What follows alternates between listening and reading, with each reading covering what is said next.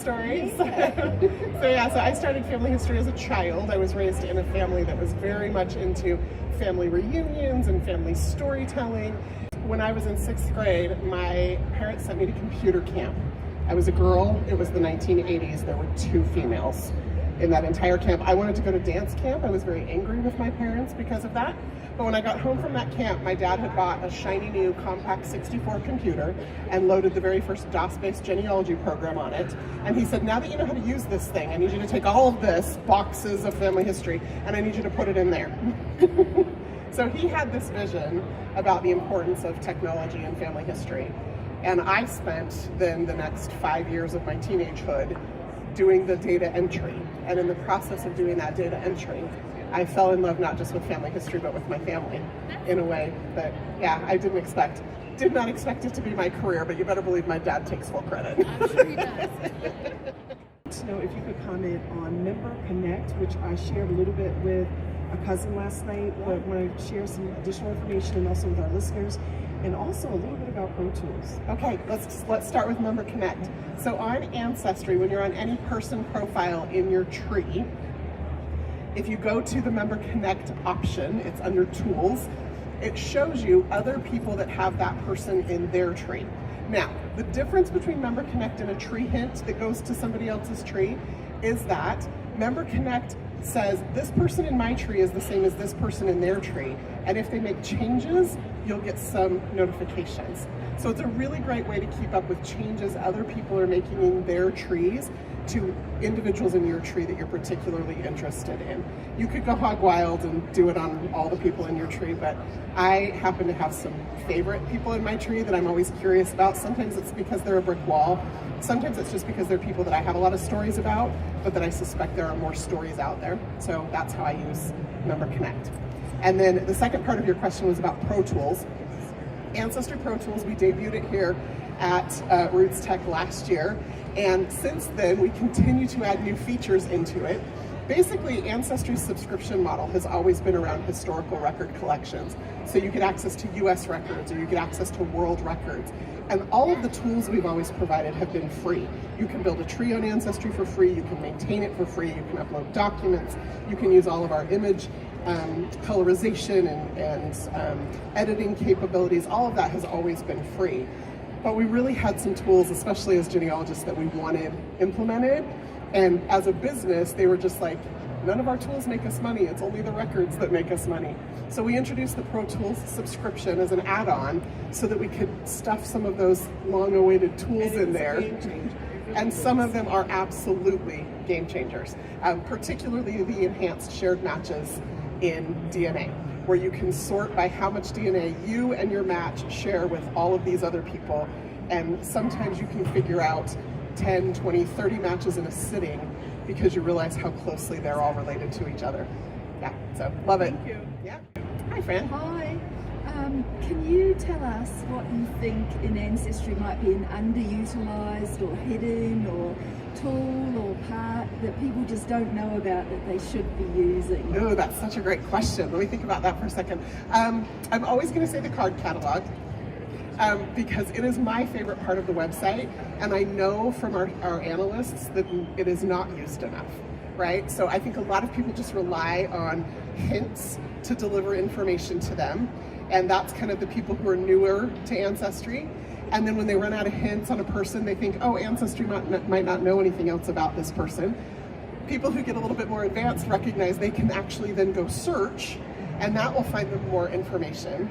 But the really advanced users know that sometimes, instead of doing a global search on all 60 billion records on Ancestry, you have to do a very targeted search in a specific record collection.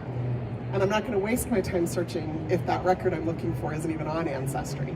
And so I think the card catalog is the place to just go and see what records does Ancestry even have. And it is, I use it every day in my research. I wish everybody did. Hi, Kevin. Tasty. What new discoveries have you found in your own family? Are you done? Have you reached that Am I pinnacle? done? You're funny. Yeah, you know, the thing is that every time you find a person in your tree, there's at least 2 more people to find, right? Because there's always parents. And then of course for me, I do deep and wide as well. Like I'm not just trying to chase my tree back as far as I can go. I'm also trying to identify all their descendants because I want to figure out how I'm related to my DNA matches. And now with the new Ancestry networks, I'm really trying to figure out their whole story about this person.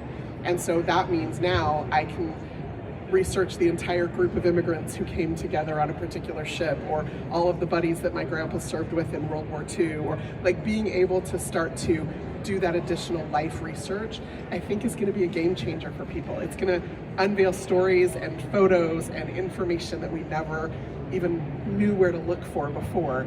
And I've literally seen this happening just in the lives of my colleagues in the last 4 weeks since the employees have gained access to that new feature. Do you have a news story that you've learned from your family history? Yeah, I'll tell you one that happened just yesterday, right? So yesterday I announced networks on the main stage, and I talked about my ancestor Rachel Smewin, who came on the Amazon in 1863, and I told the world that story yesterday. Well, in the Ancestry booth yesterday, one of my colleagues was like, "Oh, I haven't used networks yet, I should start a network." And so in a little lull in the booth, he decided the network that he was going to create was the house that he grew up in here in Ogden. He was going to research everybody who had lived in that house before his parents. And he found the guy that sold his parents the house. And his name was Richard Smewin. And he was telling one of our colleagues this, and he's just like, I just found the name of this guy, and I just started looking into him. And she looked at him and she said, "Did you just say Smewin?" And he said, "Yes." And she said, "You need to go talk to Crista." And he came over and he said, "Who is this guy?" And I pulled him up in my tree, and he's the nephew of that ancestor that I was talking about yesterday, right? And so those are the kinds of things, like sometimes we get so focused on the family tree or the pedigree, but the reality is that we're all far more connected than we realize in the most interesting ways. And yet we have to have these conversations or these tools or opportunities in order to make those discoveries so that we can make those connections. Great story. That's so fun. It is fun. The magic of root stack. Right? I love when you talk about your nibblings, Yes. right? Is that the right word? It I is. think that's so fun. And you talked about how as a teenager, your dad gave you those opportunities. Are there any discovery experiences or research experiences that your nieces and nephews have loved? Yeah, that's a really great question. So one of the things, so nibblings, for those who aren't aware of that word, it is my collective word for nieces and nephews. I have 6 nephews and the world's only niece, but collectively we call them nibblings. I decided, when I realized I wasn't going to have children of my own, I decided to be a very intentional aunt. And so when my oldest nephew was born, I set out a plan and I discussed it with their parents, and they all agreed, and I'm holding them to that. So when they turned 5, they got to go on a solo trip to Disneyland with me. And then when they turned 13, they got to pick anywhere in the United States they wanted to go on a trip. And then I've promised them, though this has not yet happened, that when they graduate from college or return from their LDS mission, that I will take them anywhere in the world they want to go. And that one-on-one relationship is so important to me. It's important that they